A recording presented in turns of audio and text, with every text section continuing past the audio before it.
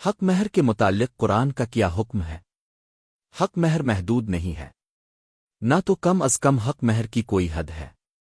کیونکہ نبی اکرم صلی اللہ علیہ وسلم نے نکاح کی خواہش رکھنے والے ایک شخص کو کہا، حق مہر کے لیے لوہے کی کوئی انگوٹھی ہی لے آؤ، اور نہ ہی اکثر حق مہر کی کوئی حد ہے۔ قرآن کی آیات ہے سورہ النساء آیات نمبر 20۔ اور اگر تم کسی بیوی کی جگہ اور بیوی بدل کر لانے کا ارادہ کرو،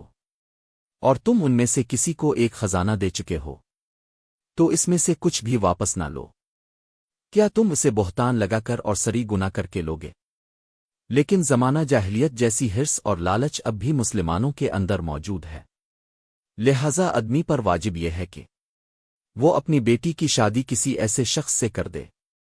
جو اپنے مال میں سے کچھ اس لڑکی کو بطور حق مہر عطا کرے، اور اگر وہ اس کو دینے کے لیے کچھ بھی نہیں رکھتا تو اللہ تعالیٰ کسی شخص کو اس کی وسعت کے مطابق ہی پابند بناتے ہیں۔ میں نہیں کہوں گا کہ تم اپنے مال سے کچھ دو جبکہ تم کسی چیز کے مالک نہیں ہو،